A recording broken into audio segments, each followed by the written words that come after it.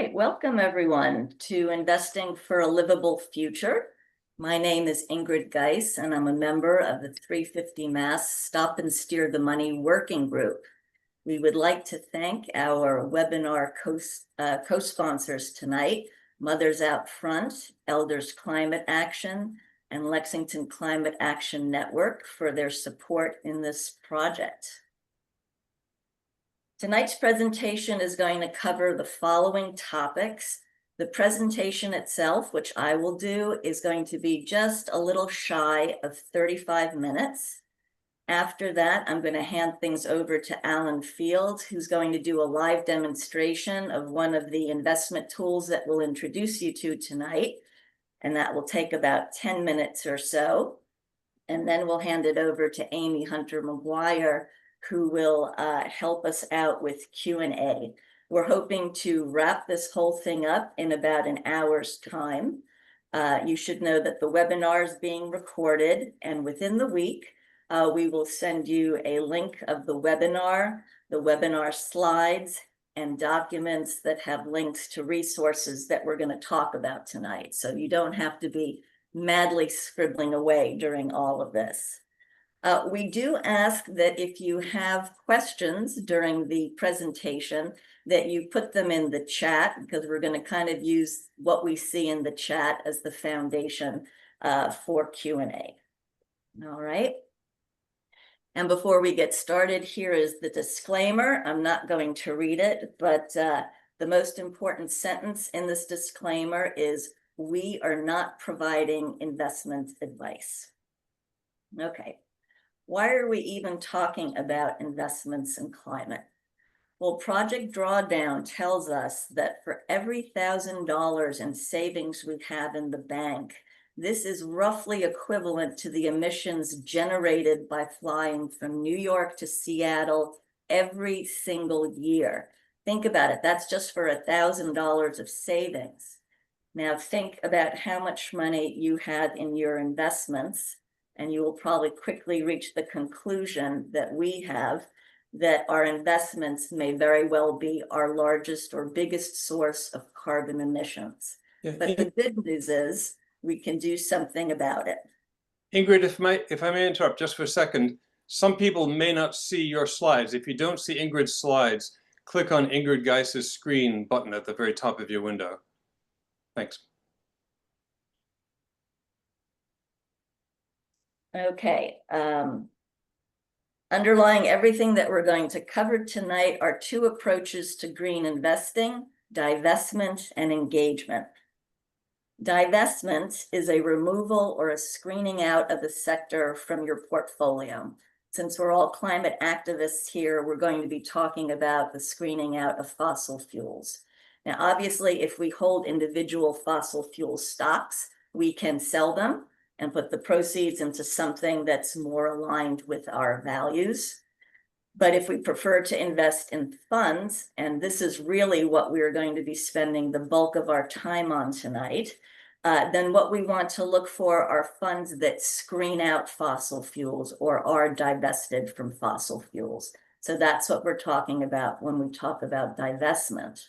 It's really getting rid of certain companies in your portfolio. Engagement, on the other hand, is working together with companies for positive change. Some folks think that it's an either or. We think that it's really important to do both. Why is that? Well, we want to divest of fossil fuel companies because, let's face it, they are going to fight to the death to defend their core business, and there's not much that we're going to be able to do there. However, we do want to engage with all other companies and encourage them to take actions to move us all closer to a livable future. So that's kind of why it's important to do both. So we'll turn to divestment first and the screening out of fossil fuels from our portfolios.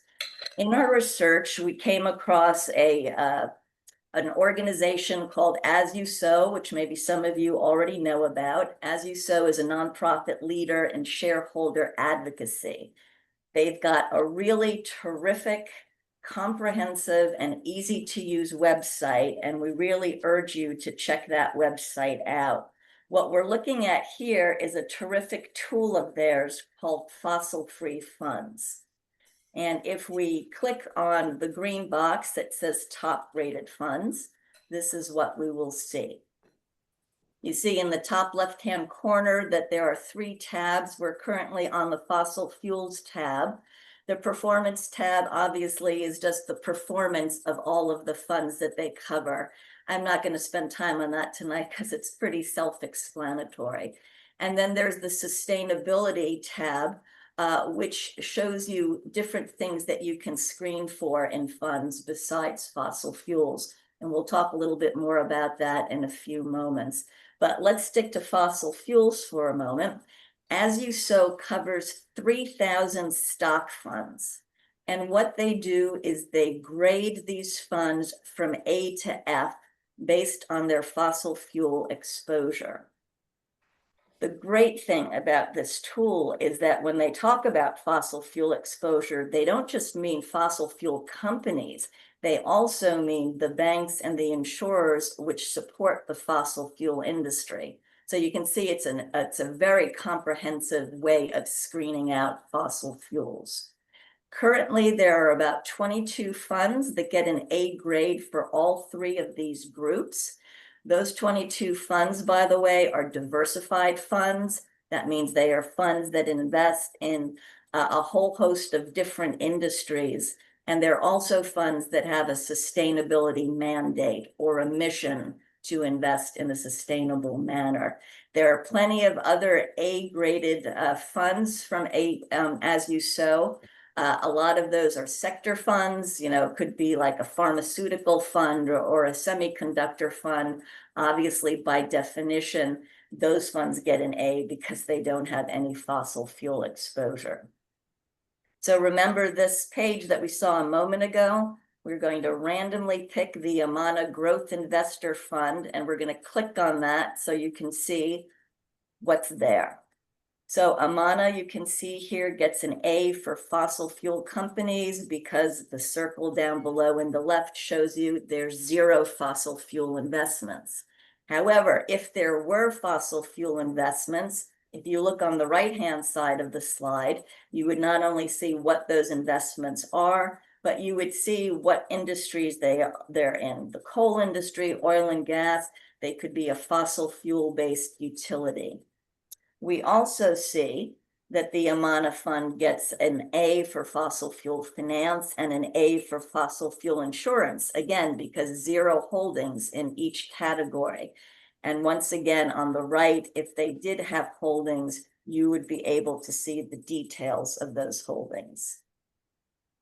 I did want to point out that As You Sow does give some B grades to funds which actually have 0 fossil fuel investments in them. They might get the B grade because they're invested in a bank or an insurer. So you have to decide where you want to draw the line, that you don't mind having a bank or an insurer, but you definitely don't want fossil fuel companies, or you just don't want any of them. Your decision. Right now, there's about 20 funds that get a B rating that have 0 fossil fuel companies in them. Remember the sustainability tab. We're going to stick with the Amana Fund and go to the sustainability tab. And this is what we see here. We just reviewed their profile for fossil fuels, but you can see there's a whole host of other subjects that you can screen for. And we're going to just click on deforestation again, because we're climate activists, and see. In this case, the Amana Growth Fund gets a B rating for deforestation because it's got 6.35% invested in deforestation risk companies. What do we mean by that? On the right-hand side, you can see those will be companies that are either involved in agribusiness or in major consumer brands, or once again, in banks that are funding those types of companies. And down below on the slide, you see that 6.35% contains 3 separate holdings in the fund.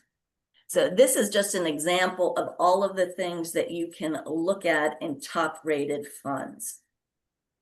Now, how do your current investments do? What kind of grade do you get? We were just fooling around a little bit with that green box. If you want to find out how the funds that you own do, you would go to the white box here, click on there, put in the fund's name or ticker symbol, and prepare to be shocked, or at the very least, surprised.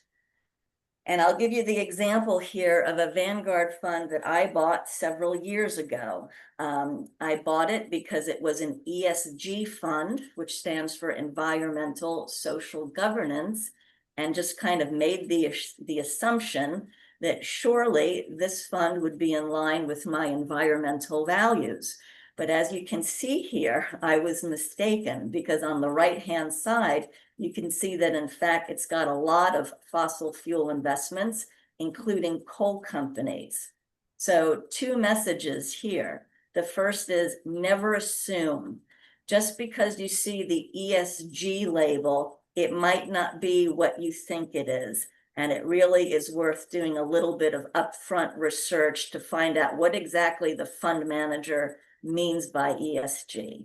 And the second message is this is a really great way to think about beginning to green your portfolio. Start off with the stuff that you already hold, see what kind of grades they get.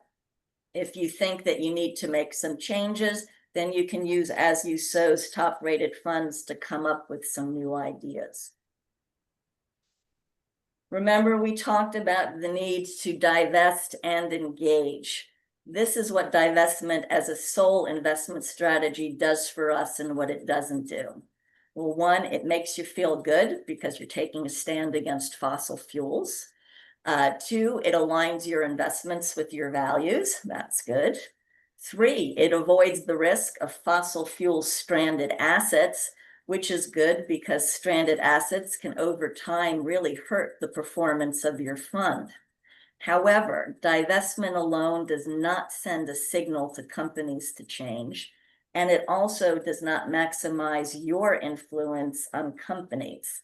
So let's sort of just visit those last 2 points in a little bit more detail. If you look at the top left-hand photo or picture, when you close your account at the bank sees a record that it has lost an account. And if you wrote your bank a breakup letter, as we suggested when we did our bank and credit card webinar a couple of years ago, then the bank would know that the reason it has lost an account is because of its fossil fuel exposure. You've sent a really powerful message, and that bank now needs to find a new customer. Let's look at the bottom left. When you sell your Exxon shares, there's someone in the market immediately there to buy them. It's just an instantaneous exchange, and there's no signal that gets sent to Exxon. Exxon simply now has a different shareholder. And with a total of 4.3 billion Exxon shares out there in the market, it's really difficult for us as individual shareholders to send a signal by divesting our shares. Of course, if we're the Harvard Endowment Fund, we can send a big signal, but as individuals, very hard to move the needle. Now let's look at the picture on the right. On any given day, fossil fuel companies and associated companies make up somewhere between 3 to 6% of the Standard & Poor's 500 index. So we can divest this tiny little sector from our portfolio, but the question is, don't we want to have some influence over the remaining 97%? Maybe engage with them, get them to take actions to move us towards a livable climate. Well, I think the answer is, yeah, we would like to do that. And that's where engagement comes into play. How do we engage? Well, we can invest with fund managers who directly work with these companies to make changes and to improve. We can invest with fund managers who will vote our shares according to our values. And the fund managers in the first 2 points are usually the same fund managers. Or we can invest in the stocks of individual companies on our own and exercise our proxy vote, and in that way engage. And we'll talk about that third point in a few minutes. So who are these fund managers who help us to engage? Well, here is a small sample. It is certainly not a complete sample, but you've probably heard of some of these names. These companies regularly engage with companies, file shareholder resolutions, vote your values. And just to make sure we're kind of clear when we talk about corporate engagement, what are we talking about? It could be encouraging companies to reduce their energy use or to use a cleaner energy source. It could be encouraging them to reduce the plastic pollution and electronic waste that's generated by the products that they make. It could be to reduce pesticides and GMOs. Engagement is also really critical when it comes to disclosure. We can encourage companies to disclose their carbon footprint and have them come up with a transition plan with targets to reduce that footprint. And we can also get them to disclose their political donations so that we're not owning shares in companies that, you know, are doing things that are not in alignment with our values. Now, when fund managers engage with companies and the engagement is not progressing, then they might resort to filing a shareholder resolution, or sometimes called a shareholder proposal. This is a very brief proposal that's like 500 words or less that is asking the company to take some action. It's usually climate related, and this proposal will get voted on by all of the company's shareholders. So being in a position to vote in favor of climate shareholder resolutions or proposals is a really powerful way for us as individual investors to engage. And that brings us to the power of the proxy vote. So for those of us who might own shares in individual companies, you might know that every spring you get either via snail mail or email a whole list of proxy statements and a slew of things that you're being asked to vote on by management. And management might make suggestions on how they think you can vote. What do shareholders vote for in these proxy statements? Well, it could be things like who gets on the board. Should that CEO really get paid that amount of money? Oh my gosh. Or how should the company address climate? As mentioned, management will give you a suggestion on how to vote. If you take their suggestion, that's called voting with management, but you don't have to vote with management. And most importantly, if you're voting your proxies, you will get the opportunity to vote in favor of climate shareholder resolutions when they do come up. Do all shareholders get to vote? Well, the good news is if you own individual stocks, yes, you can vote, and we hope that you do. If you own a stock fund, on the other hand, you cannot vote. Unfortunately, you are seen as being the owner of the fund, not the owner of the underlying stocks that the fund is invested in. So when you own a stock fund, your fund manager votes on your behalf. It does the proxy voting for you. And that might be good, that might be bad. You might not know what that means. If you own a stock fund, on the other hand, that's managed by a climate-friendly manager, like some of the managers we just showed you a few moments ago, you can rest assured that they will not only vote on your behalf, but they will vote your values. Yeah. Let's go back to that middle point for just a moment. What happens when you own a fund that isn't managed by a climate-friendly manager? You may want to do some extra research to sort of get a feeling for how this manager has voted in the past. Every manager has to make public their proxy voting record, and those records should be available on the manager's website. So the message we want to leave you with here is, at the very least, Know how your manager votes. Okay, this is the As You Vote tool, another terrific tool from As You Sow. If you own individual stocks, this is a really easy way to make sure that your voice is heard at the corporate meeting, but but voting doesn't take up too much of your time because As You Vote's going to do a lot of it for you. A number of us in the working group have used this tool and we think it's terrific. As an individual, you will click on retail investor and go through these different steps. But what I want to take your attention to is the questionnaire. There is a questionnaire that you're asked to fill out. This will take you about 30 minutes. It's the longest part of the process for As You Vote. But the good news is once you've done it, you only need to do it once. And it's really a questionnaire about your values. So once you've filled out that questionnaire, you provide As You Sow with your stock's proxy control number.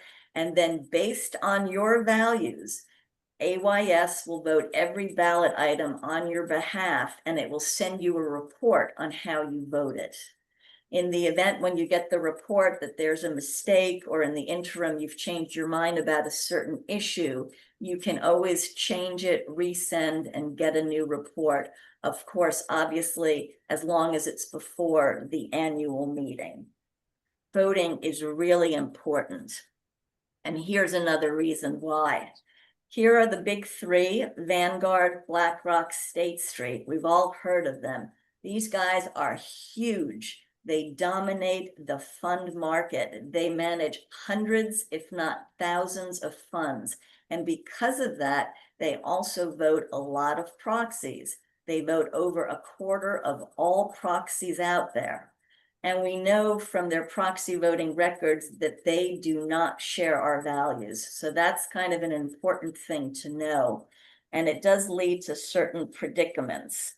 And what are the predicaments? Well, let's take BlackRock as an example.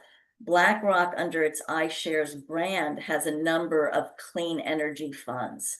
Well, we're all climate activists here, right? So clean energy funds sounds pretty terrific. However, we also know that BlackRock does not vote our values and that in fact it repeatedly is voting down climate shareholder resolutions. So what to do? Well, obviously the decision at the end of the day is always yours, but we just want to make sure that you're educated about this, that when you make the decision, you at least understand, how your manager votes. That kind of wraps up the voting part of the presentation. Just a word about financial advisors rather. Some of us don't really care to do our own investing. We'd prefer to have a financial advisor to guide us along. If you use a financial advisor, it would be a great idea to introduce the As You Sow tools to them. Maybe that can help with them greening your portfolio. If you don't have a financial advisor, but you'd like one, the challenge is there's thousands out there. It's a very highly fragmented industry. And believe me, we've found out that it's hard to find quality results when you're screening or Googling for climate-friendly advisors. In fact, some lists of climate-friendly advisors we've seen have raised a lot of questions in our mind. And of course, they never disclose how and why they got on the list. In our research, however, we did come across the Green Business Network at Green America. They have a list of about 140 national financial advisors, including some right here in Mass. And what we really like about this list is that they also, in the second link, provide the requirements that managers have to meet to make it on the list. And I'm not going to read through all of these, but this just sort of gives you a little taste for some of the requirements that the advisors need to have. So if you're looking and you decide to look into some of the advisors on their list, you make an appointment to talk about your financial goals and your own personal financial situation. You might want to take along a list of these requirements and ask them for specific examples of how they have done these things in their work to just give you reassurance that they do in fact know something about green investing. It's always, you know, you have to always really be careful about greenwashing. Now, this is a good piece of advice, I think, and that is to work incrementally towards your green goals. There's just so much to consider in your investment portfolio. And the problem is if you try to do it all at once, you're going to burn out, or at the very least, you're going to get discouraged, and we don't want that. So what we suggest instead is that you just chip away a little bit at a time at those green goals, and eventually you'll get there and you can preserve your sanity as well. And we do want you to remember that there is no perfect out there. It's really hard to believe that in 2025, there is really still so little out there available for investors who care about the climate. And that really draws our attention to the fact that we still really need climate advocacy in the investment world. This is especially so for those who have the bulk of their retirement assets in 401k programs, and especially for those who have the bulk of their retirement assets in pension funds, where up until now, we've had very little say. And we should all care about public pension funds in particular, because while they serve public sector employees, they're actually funded by all of us as taxpayers. So we should care that they offer fossil-free options to pension holders. Here are some opportunities for investment advocacy. If you work for a company or an organization that's got a 401k plan, then you already know that you get several options to choose from on where you put your retirement money.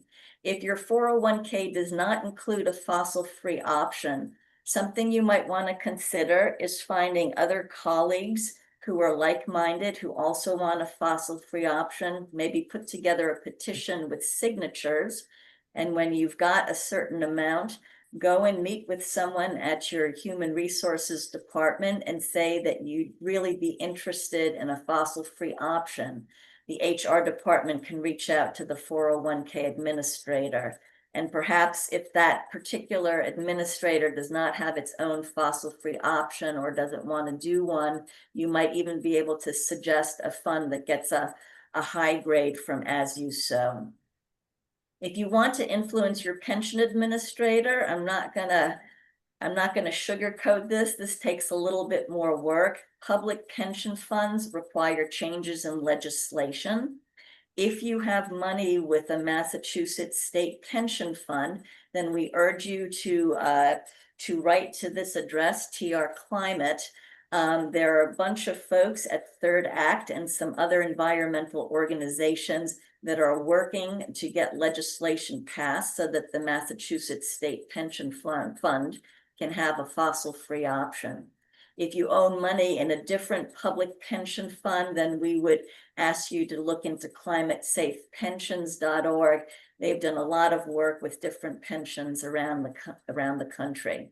And we can all put pressure on the big three because they dominate. And so we really need to get them to change. And we draw your attention to the website for Stop the Money Pipeline. These folks always have a campaign going on against one of the top three and what you can do to help make progress there. On a more personal note, you can make a gift to your kids and educate them on everything that you're learning about fossil-free investing. And speaking about kids and grandkids, just a word on state 529 savings plans, or some of you might know them as 529 college savings plans. Investments in these plans grow tax-free, and I kid you not, this is a big deal, because if your kid was born last month and you open up an account, you've got 18 years of tax-free growth in these investments before they're ready for college. When you withdraw from these funds, you're also not taxed, provided that you use the money for educational purposes, which is the whole point anyway behind the 529 plans. You should know that every state has a 529 plan. You can choose from any of them. If you choose the plan in the state where you reside, you might get some extra bonuses in terms of state tax exemptions. You'd have to check the details on that. But you should know that 10 states currently offer a fossil-free option. These 10 states use 3 underlying funds. They're a fund that's managed by Fidelity, Parnassus, and Vanguard. And all 3 of these funds get a B grade from As You Sow. So now you know when I say that, you know what the heck I'm talking about. And then we also include this link at the bottom, which is a very brief but helpful intro to 529 plans in general and these fossil-free options in particular. All right. This has been a lot. Thanks for sticking with us. In summary, know what you currently hold. Use the As You Sow tool to find out what grade your current investments get. If you need some new funds, explore the As You Sow top-rated funds for ideas. Consider a climate-friendly fund manager. If you're looking to choose a fund, then please take a moment to look into the fund manager's proxy voting record before you choose. If you're working with a financial advisor, ask if they will use the As You Sow tools in your portfolio. If you're looking for a financial advisor, consider using the list from Green America.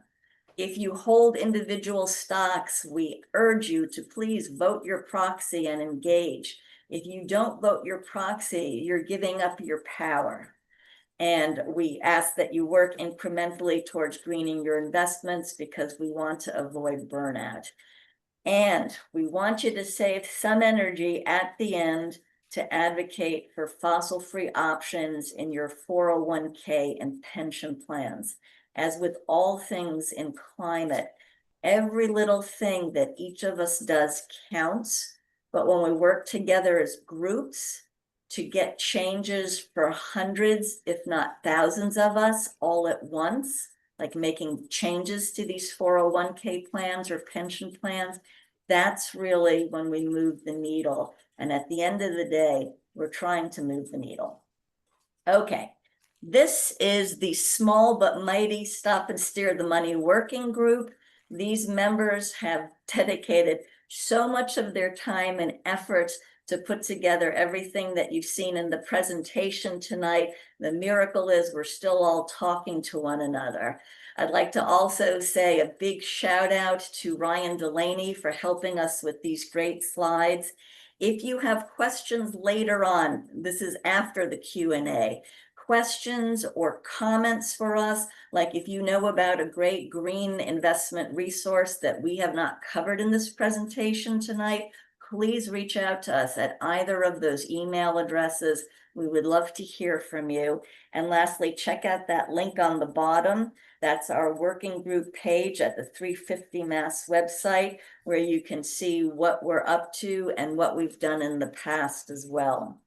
Okay, so with that now, I am going to pass things over to Alan Field, who is going to take us through a live demonstration of some of the things that we have talked about tonight.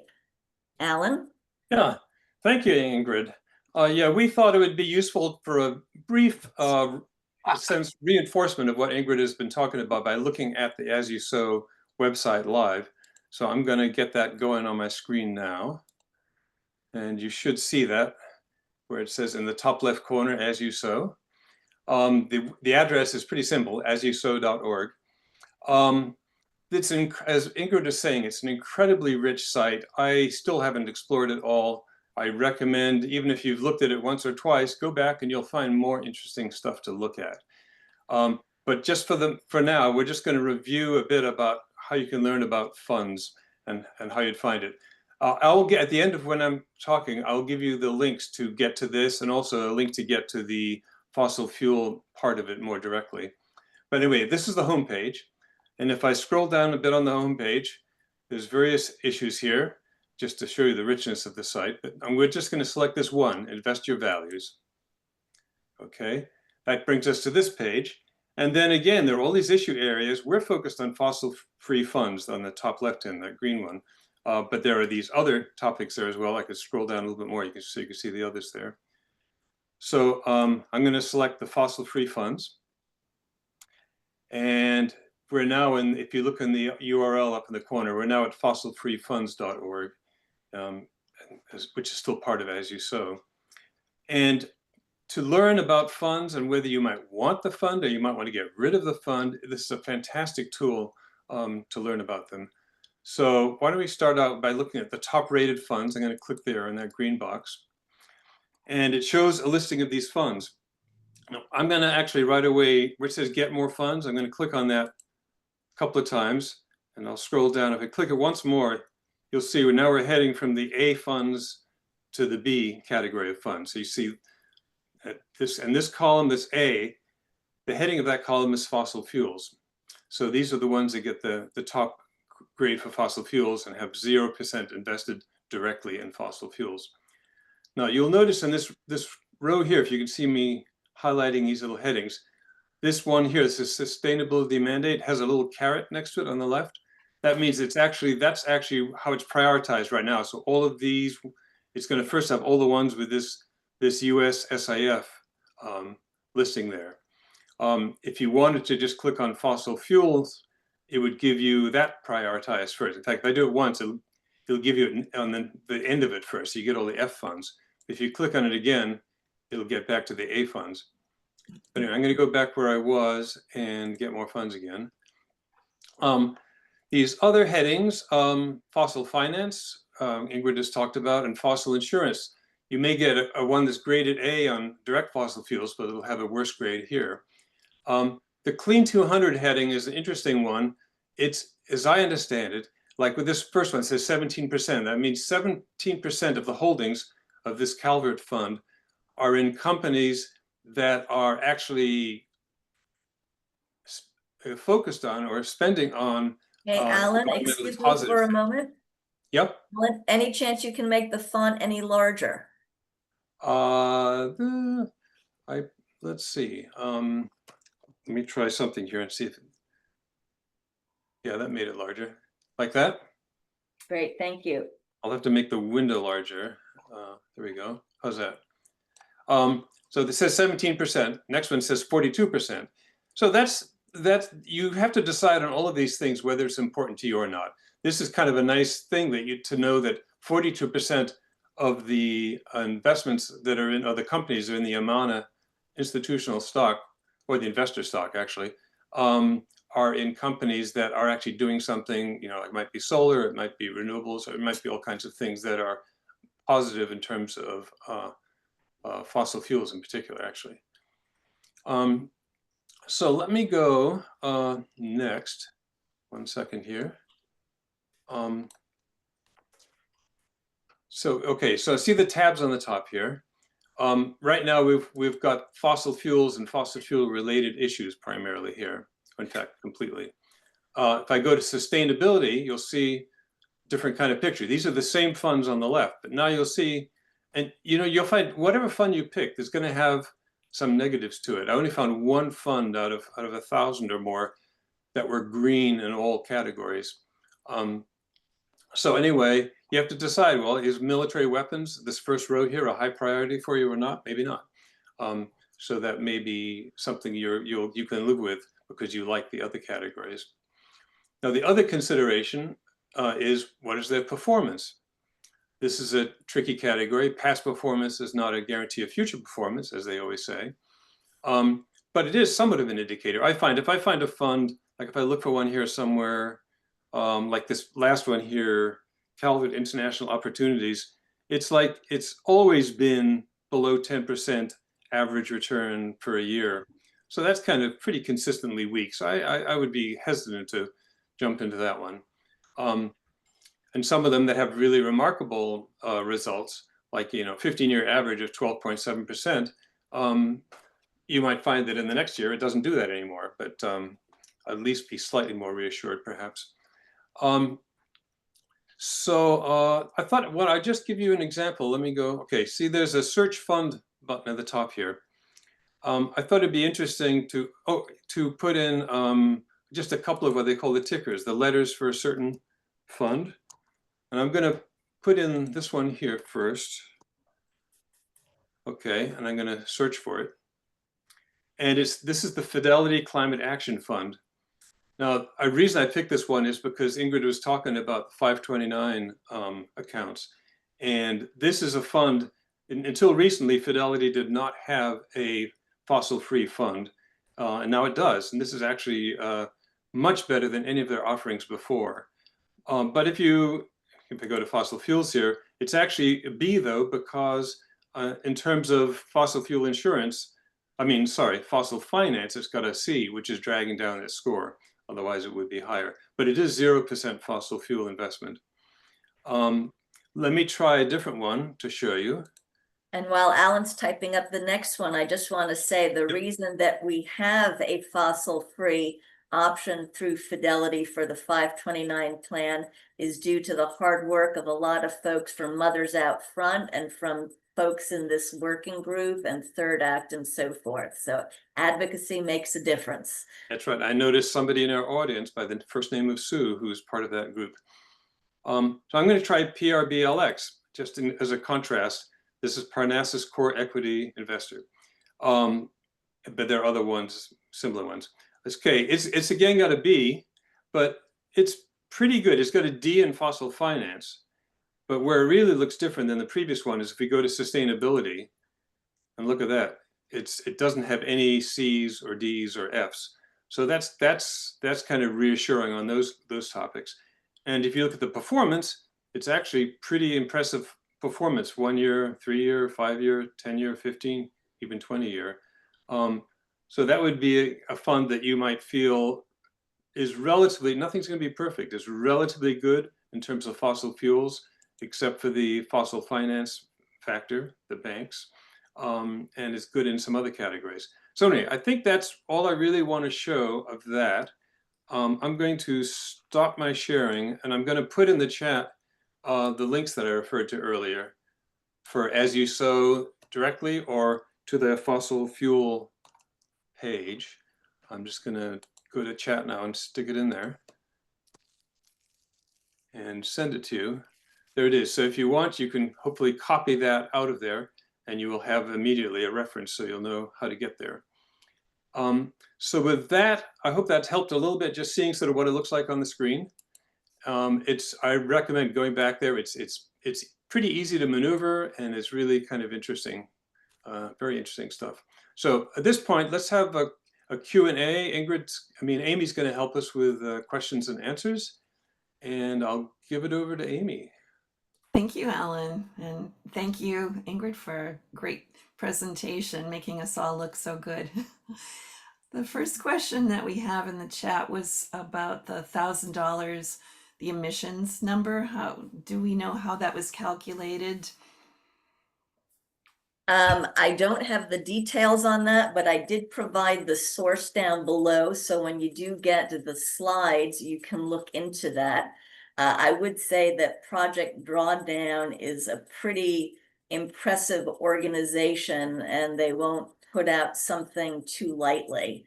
So it's certainly a source that I trust, but I couldn't tell you offhand how they come up with that. I'm guessing it's on average.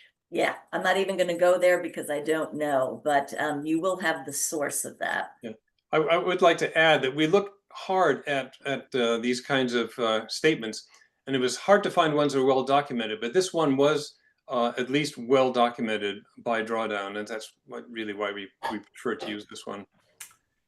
I remember it was in an article that Wired magazine had too, at the end of 2023, so they probably researched it as well, but that is a good question. And Sue asks, do you have any evidence to show that engagement and the resulting proxy votes consistent with our climate values makes a difference?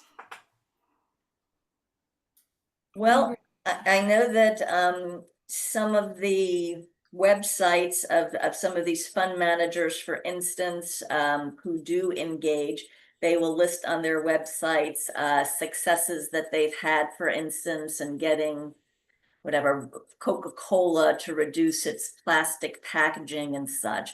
So there are always stories like that are provided by managers. So I do think there are some successes On the proxy voting, I think there are also successes. I know that As You Sow has often in their website talked about that you can get like 30 or 35% of folks who vote in favor of climate shareholder resolutions, and that can still make a change.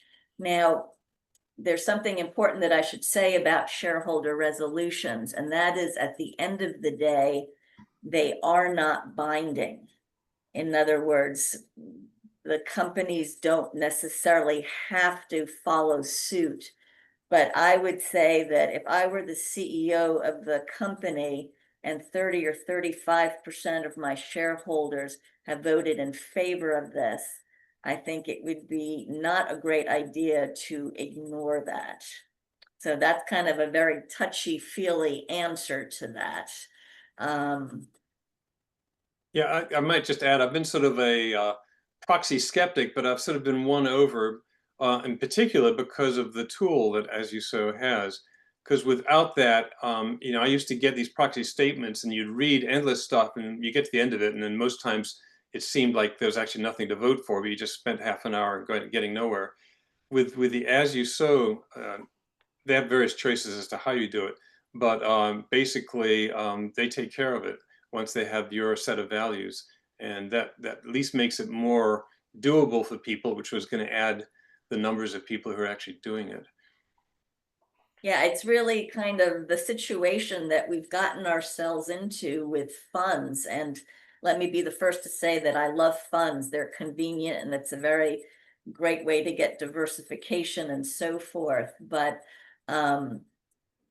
even with people who own individual shares, how many vote their proxies every year? The fact is not too many. So when you don't vote your proxy, like if you hold shares in Coca-Cola and year after year you haven't voted your proxy, what happens in that case is that your vote just goes with management. And there's sort of no way to have an influence on management if everyone decides not to vote, right? I mean, I guess it's a little bit like democracies in that way. So I do think it can make a difference. I've not come across like one report that shows statistics on, of this many shareholder resolutions, this many got taken up by companies and so forth. And Hopefully with time, we'll get that information. there have at least been a few well-publicized shareholder successes, especially when there's, like, I think it was I forget Engine what, there's some organization that was organizing it, and they really had some quite good success in actually changing the direction of a couple of corporations. Yeah, and a few years ago, for those of us who used to work with Stop the Money Pipeline Massachusetts, we did boot Lee Raymond off of the board of Chase, right? Yes. Mhm. And he was the longtime CEO of ExxonMobil. So, I mean, you don't get big wins like that every day, but I'm guessing there's also a lot of wins that we do get. There is, if you look at the As You Sow website, they do have, I'm not recalling right now what it's called, but every year they put out a summation of proxy voting. So you might want to take a look at that information. Great. Just to follow up on that, since it's on this topic, Hannah is asking if you don't vote your proxy, it's not an abstention, it's a vote for management. That's correct. Great. Okay. Another question. Bob asks, is there a source like AYS for bond funds? Have we found anything? Ugh. Yeah, so I didn't mention earlier, I did say that As You Sow covers 3,000 stock funds. They unfortunately don't cover bond funds or balanced funds, which are funds that invest in both stocks and bonds. There is the US SIF. Oh gosh, now it's the Sustainable Investor Forum. it's the organization that sort of we saw earlier on the As You Sow tool when we were hopping around, that has the funds with sustainability mandates. Those mandates are sort of mandates that are set by USSIF. It used to be that USSIF provided a really great tool for sustainable bond funds. You couldn't get a grade through As You Sow, but at least if you were looking for a sustainable bond fund, you could check that out. And unfortunately, they are in the process of upgrading their website, and that's no longer available now. I should say that USSIF, it's a member organization. So the members of USSIF are kind of fund managers. And so I think their website is geared much more to institutional investors, but they did have some very cool stuff for retail investors like us. But literally in the last few weeks, they took it away in the updating of their website. We had to scramble and change the webinar slides and so forth.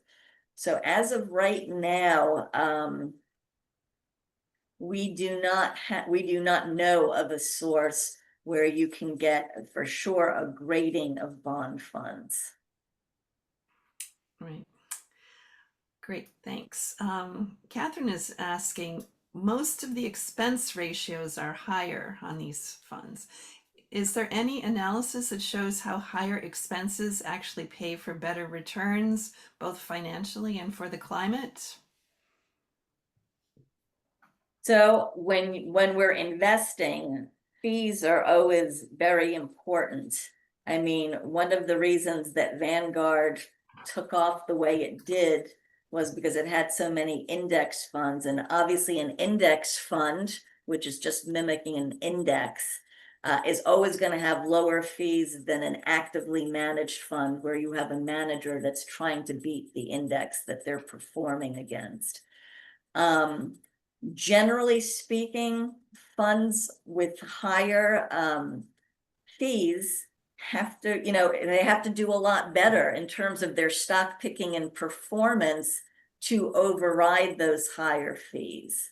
But what we do know over the last 10 years is that fossil-free funds, or we're going to call them ESG funds. I kind of don't like that label so much because ESG can mean different things to different people, but oftentimes they don't include fossil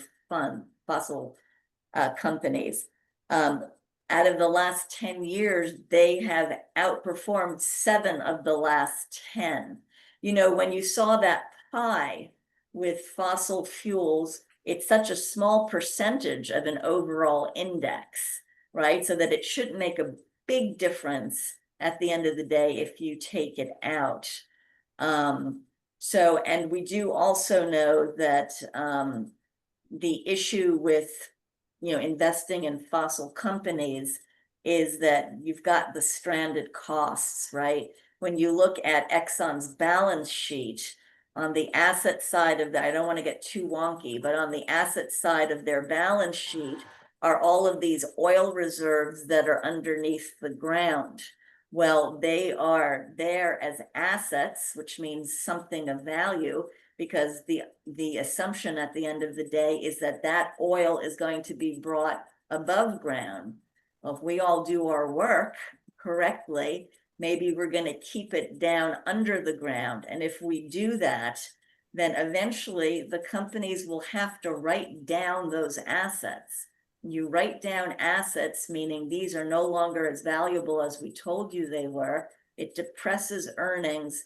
And this is true for any company. When earnings get depressed, there goes the share price. The share price will follow.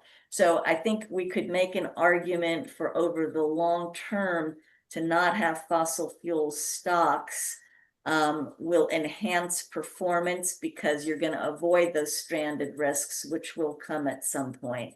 But back to, do the higher fees Again, you have to look at it on a case-by-case basis. I've not seen anything in aggregate. The fact is, if there are higher fees, that fund manager or, has to outperform even more to compensate. And I That might was just very add, long-winded, but I hope that helped. I might just add that when I look at a fund, if it does have higher fees, I look to see, well, how has it been performing? And if it's been performing really well, then I don't really feel so bad about the fees. Or you could actually subtract the fee from its performance to sort of get a more accurate number.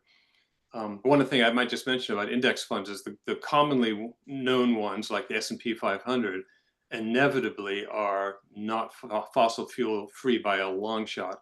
There's many fossil fuel companies in the index, and so most commonly known index funds I think would not be a good choice if that's your value. Hmm.